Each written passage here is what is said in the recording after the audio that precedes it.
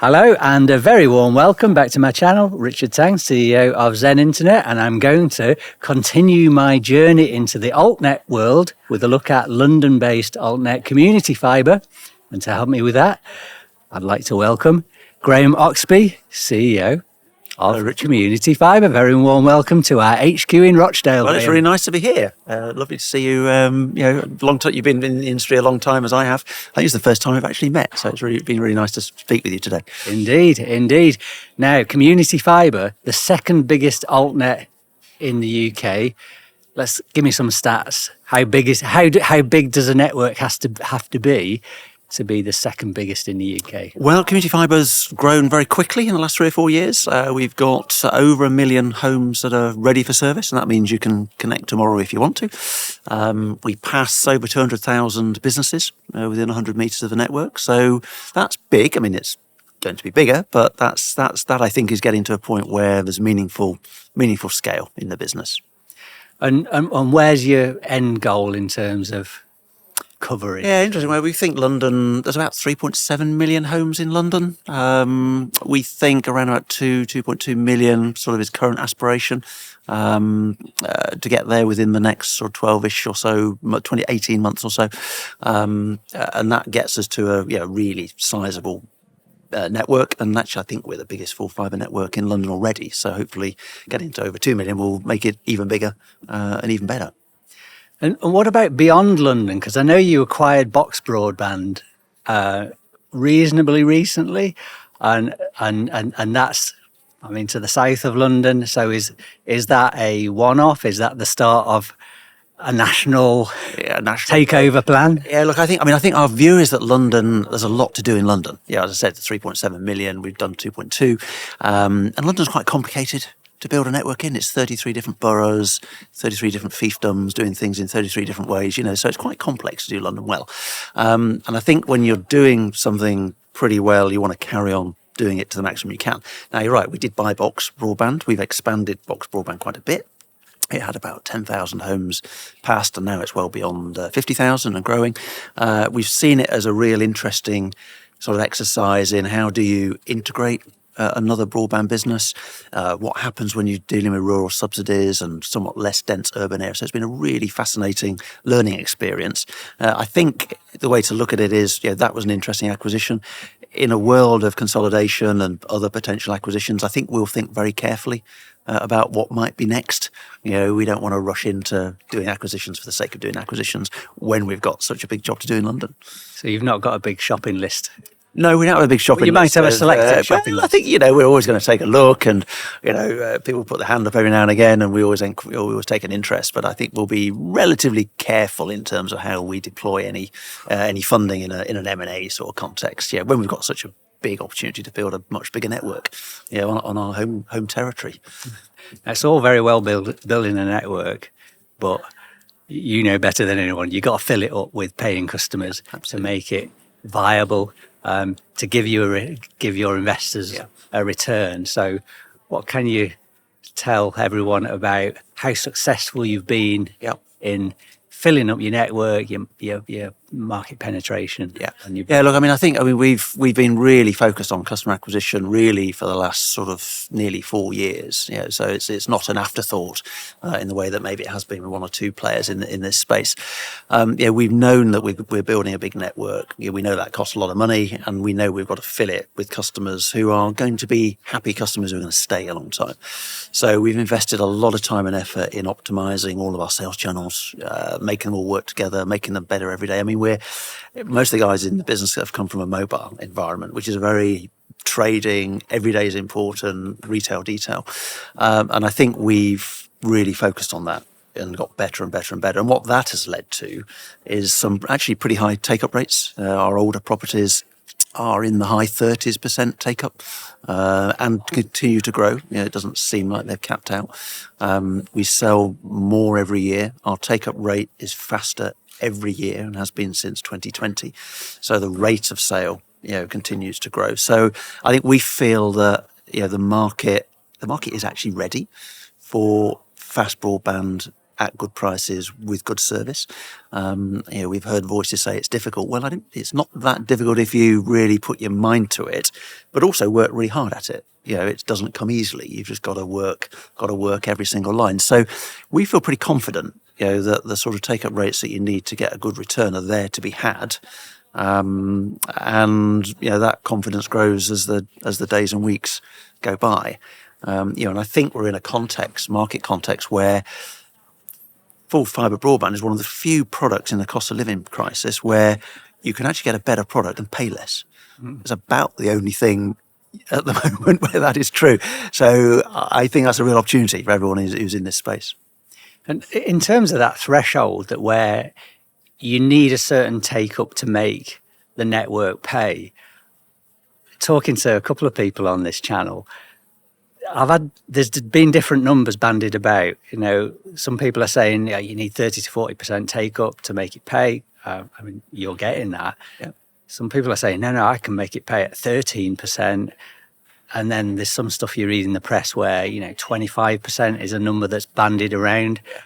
Now, obviously, for community fibre, you've got the benefit of having density. So Yes. I think your costs are lower. Yeah. What can you tell me about your threshold that makes it pay, and maybe the wider Alt-net community? Obviously, very different to building in a rural area compared with building in an MDU. Yeah. For you. Well, I think that's an interesting question, and look, of course, it varies for every single Alt-net. If you're spending £700 or £800 building a home, but you're able to charge £60 or £70 to, in terms of revenues from the customer, you can sort of get a decent payback in probably the 30 to 40%. We're lucky in the sense of we're building in super dense areas. We're using PIA for almost all of the build. And so we have a very low cost to build. So we can be competitively priced and still make a decent return in the 30s. But it is. I think it's completely variable. I'm not surprised everyone is giving you a different number, because I think it differs for everybody. It's certainly true to say that at a aggregate level, the general belief is that it's something in the 30 to 40% is about right. But I do truly think it varies by individual operator based on what's it cost to build and what are they selling at. Yeah. Ultimately, so it is a bit variable. Okay. And you mentioned PIA, so let's just do a bit of jargon busting. PIA, physical infrastructure access, Yep.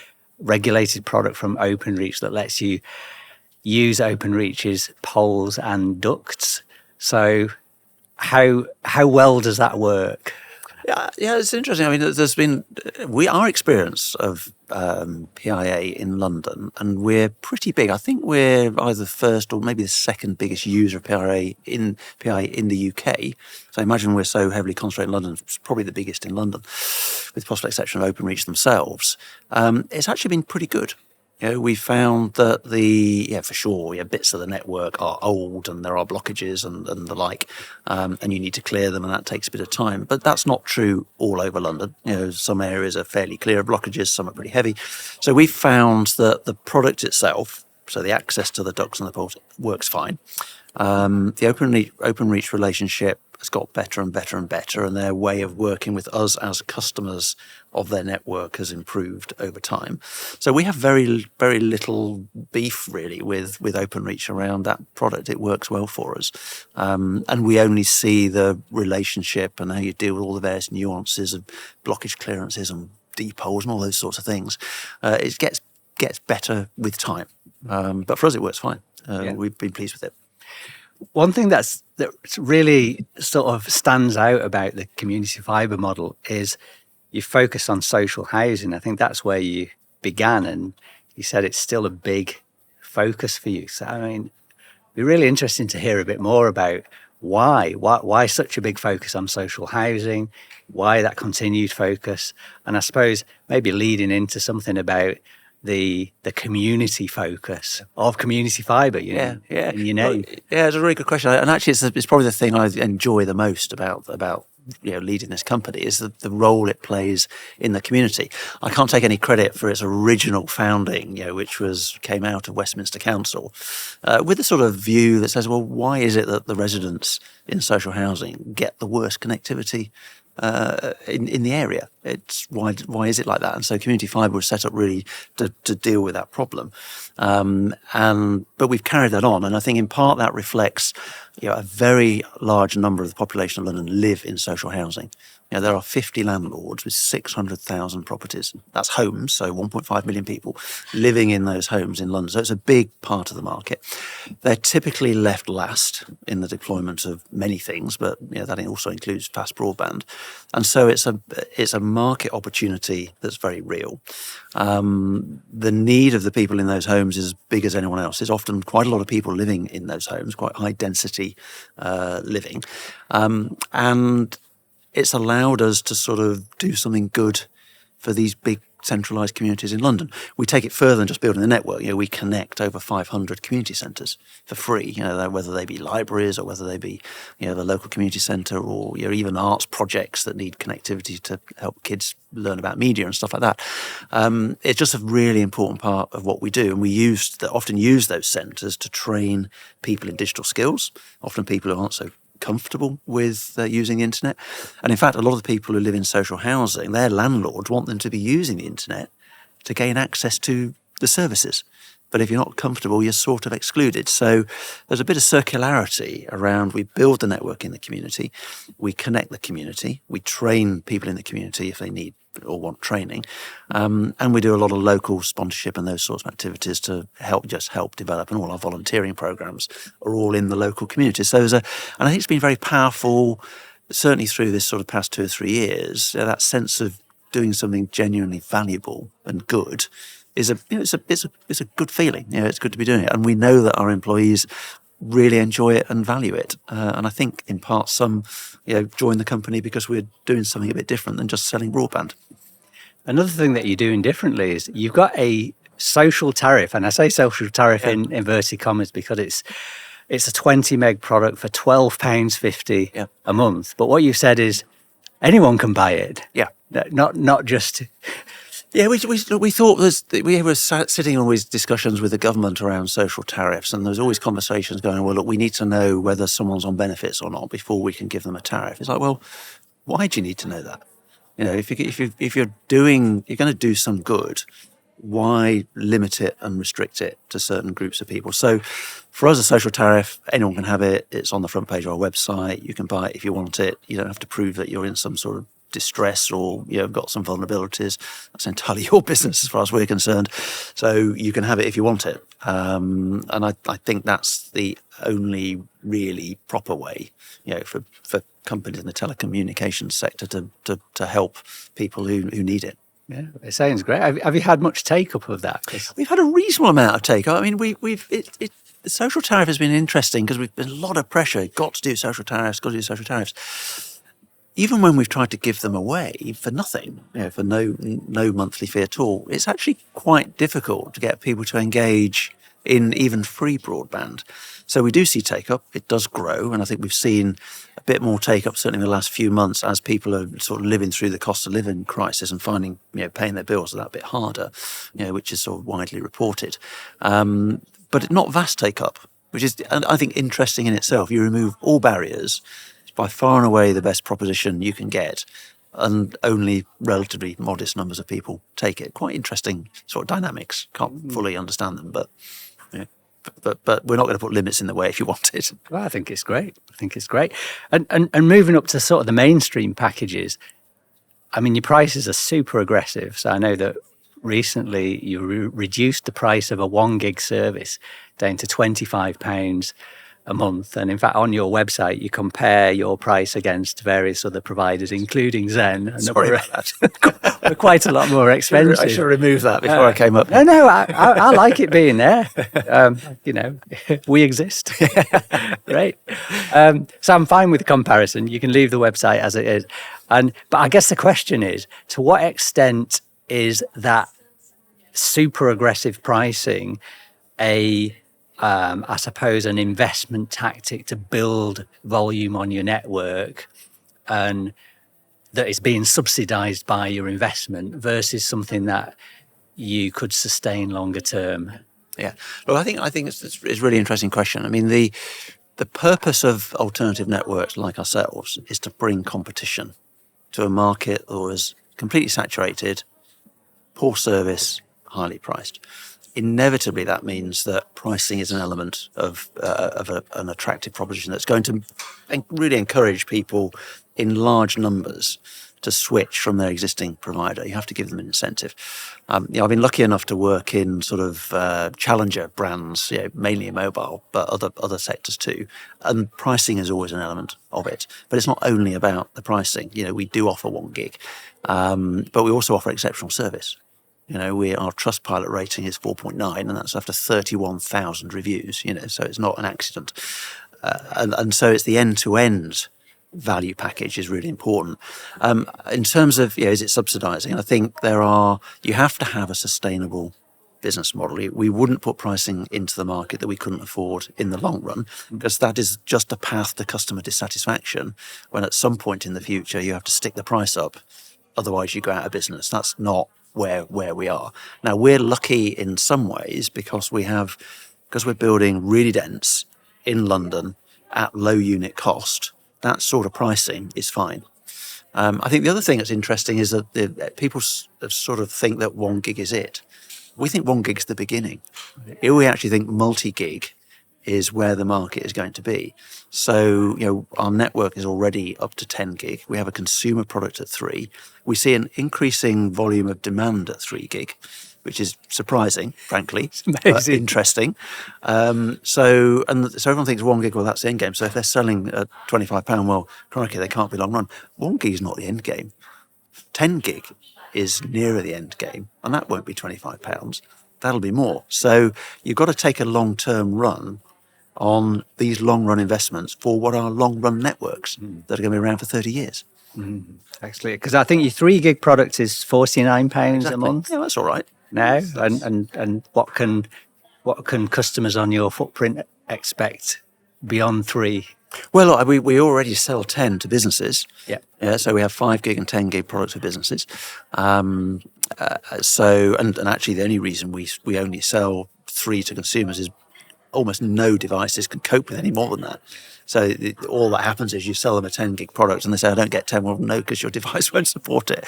So as soon as there are more devices that do more than 3, we will be doing more than 3 at the consumer level. So I think you've got to look at this as we are the beginning of a multi-gig connected society, and the pricing needs to reflect that.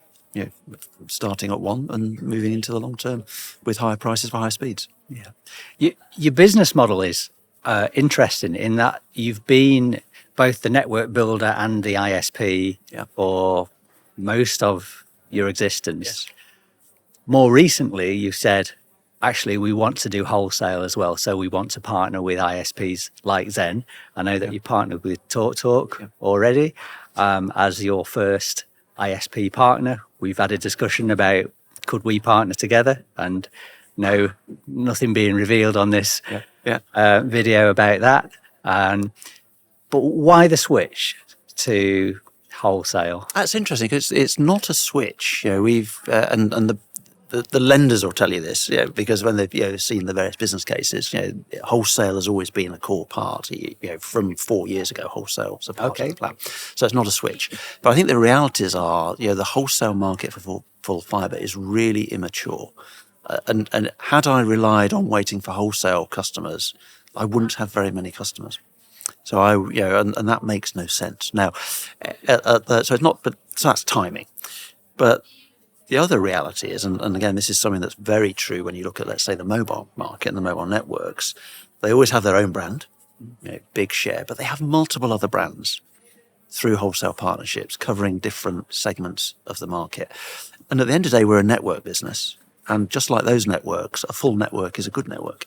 And we want a network to be full. There's no point building a network to have it 70% empty because you've only got 30% retail penetration.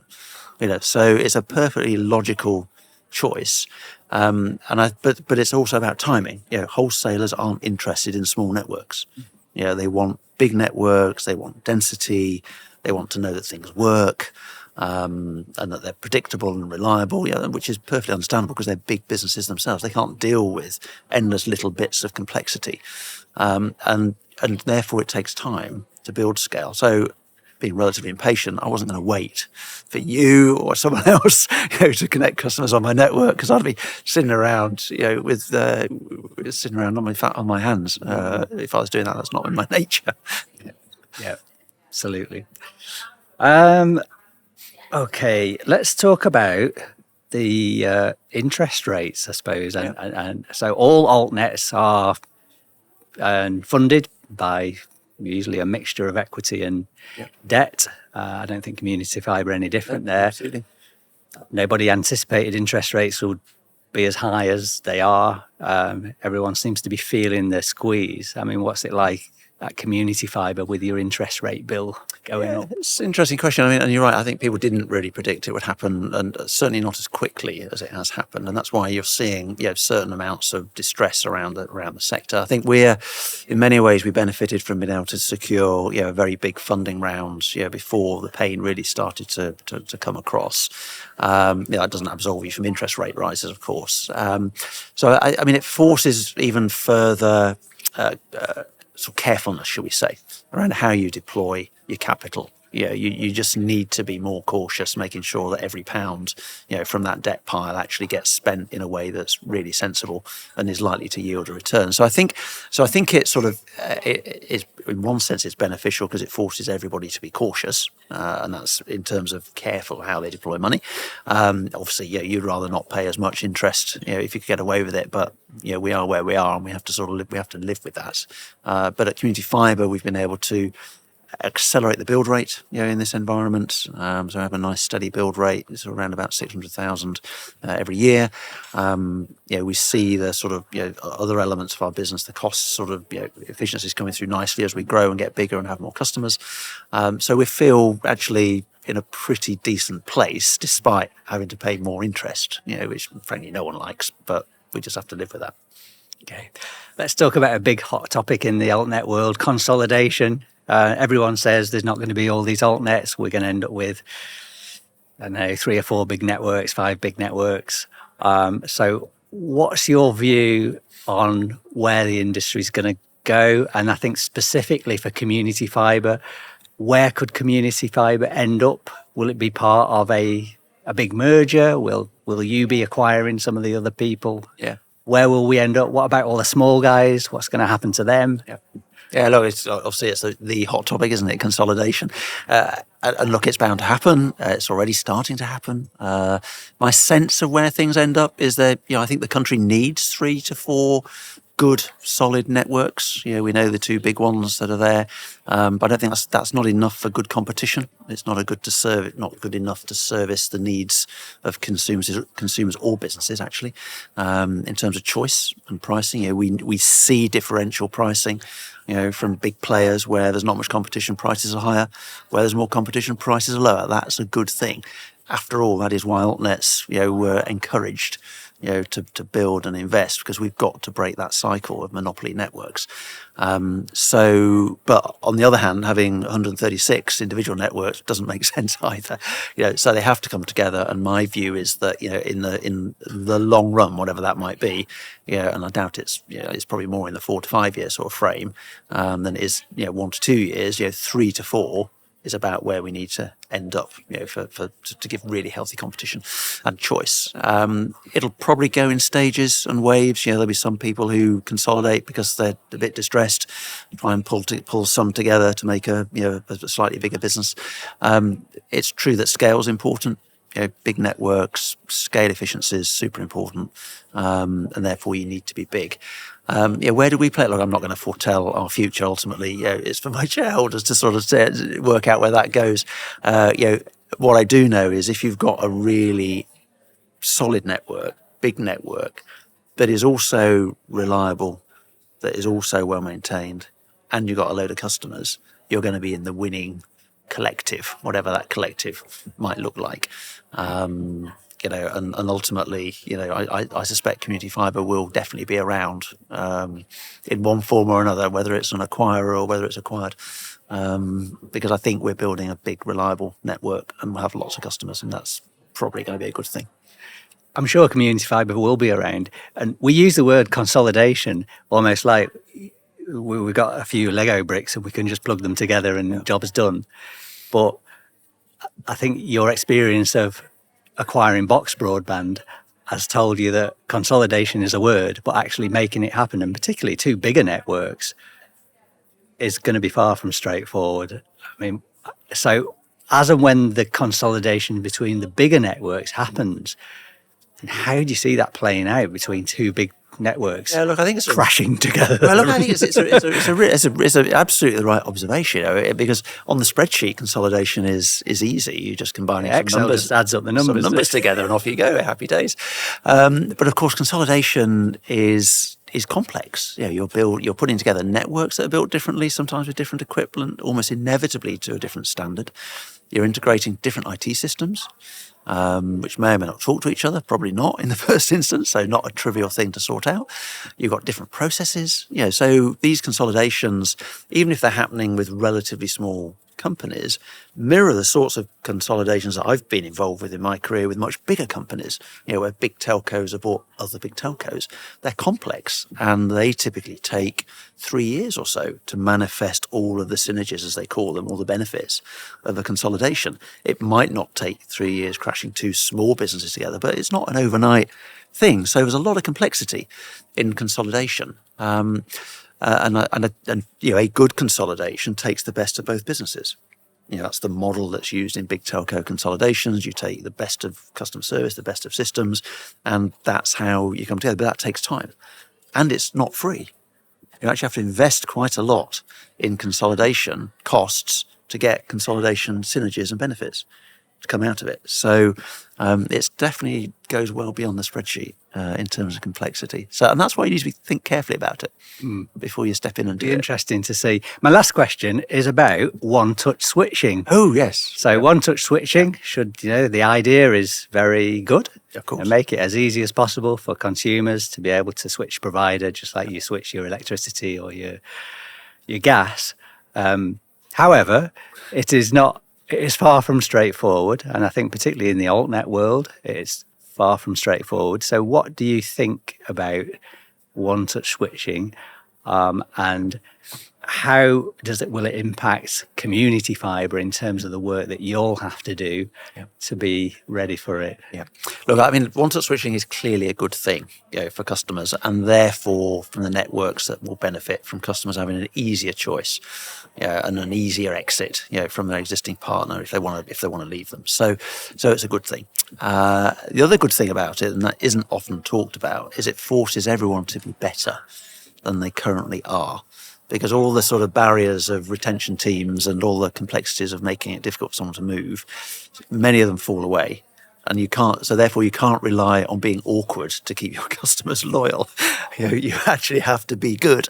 And I think that's a really, really good thing. And obviously we feel that we're in a good position for that because we think we're pretty good at looking after customers. At the level of making it work, for us with relatively modern IT systems, it is about the APIs, as they're called, the relatively light touch integration into bigger systems. Clearly, that's a much harder role or job for the bigger networks to do, which tend to broadly be bowls of spaghetti in terms of the complexity that they've built for themselves over 20 years of systems development. I think it applies to virtually every big telco.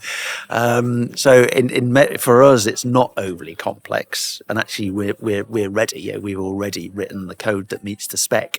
So as soon as someone is willing to one-touch switch, we will gladly take their customers. So for us, not so difficult, and I think really important for customers in general to give them a choice for moving. So yet another route for customers to become happy Community Fibre customers. Or just happy customers generally. Hopefully happy Community Fibre customers. But maybe some happy Zen customers. Indeed, you'll benefit as well, I'm sure, Fantastic. with your service record. Graeme, that's been fantastic. Thank you so much. Super, nice to talk. Thank you very much for watching.